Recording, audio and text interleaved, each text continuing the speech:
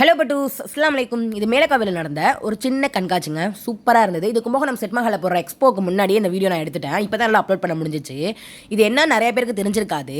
தெரிஞ்சவங்களும் நிறைய பேர் இருப்பீங்க. தெரியாதவங்களுக்கு சொல்கிறேன். இது மதரசா மாணவிகள் வந்து இப்போ உள்ள உலகத்தில் நம்ம எப்படி வாழ்ந்தா பின்னாடி உலகத்தில் நம்ம எப்படி வாழ்வோம், உலகத்தில் இருக்கும்போது நன்மையை சேர்த்துக்கோங்க, சொர்க்கம் இதுதான், நரகம் இதுதான் அப்படின்னு சொல்லிட்டு அவங்களோட கான்செப்ட்டில் அவங்களோட தீமில் சூப்பராகவே செஞ்சுருந்தாங்க.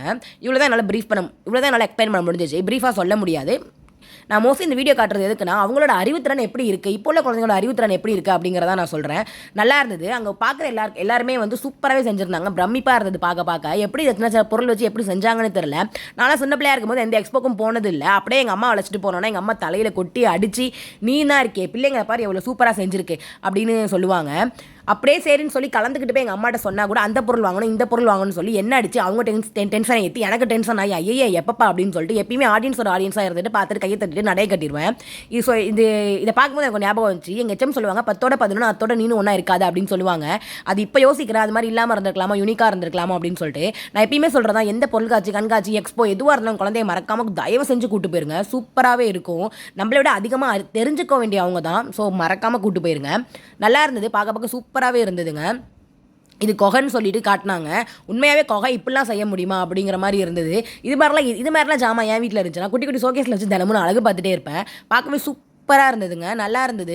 நைட் ஆக வந்து லைட் செட்டிங்லாம் போட்டு இன்னுமே செம்மையாக எக்ஸ்பிளைன் பண்ணியிருந்தாங்க. அங்கே உள்ள பேரண்ட்ஸ்லாம் கேட்கும்போது சொன்னாங்க, இது செய்ய என்ன எவ்வளோ நாள் ஆச்சு கேட்கும்போது 1 வாரம் ஆச்சு, 2 நாள் ஆச்சு, 3 நாள் ஆச்சு, ஜாமான் வாங்கி கடையாக ஏற கால்லாம் வலிச்சிச்சுமா அப்படின்னு சொன்னாங்க. ஆனால் அதையும் தாண்டி ஒரு பொண்ணு செஞ்சு ஒரு ப்ராஜெக்டையோ எதையோ ஒன்று செஞ்சு இன்னொருத்தங்க வாயால் உங்கள் பொண்ணு சூப்பராக செய்யுது, உங்கள் பையன் செம்மையாக செய்யுதுன்னு பெற்றவங்க முன்னாடியே புகழும் போது அந்த பெற்றவங்களுக்கு எப்படி இருக்கும், தலையில் ஐஸ் வச்ச மாதிரி இருக்கும்.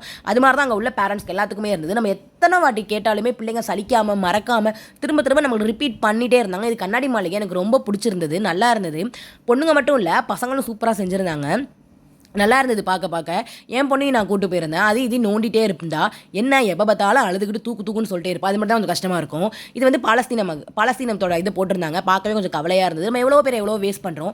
தயவு செஞ்சு நீங்கள் எதுவும் வேஸ்ட் பண்ணாதீங்க. குழந்தைங்களுக்கு நிறைய உங்கள் கையால் தான தர்மங்கள் கொடுக்க வைங்க. அப்போ தான் கண்டிப்பாக அந்த குழந்தைங்க வாழ்நாள் நல்ல பிள்ளைங்களாக வளரும்.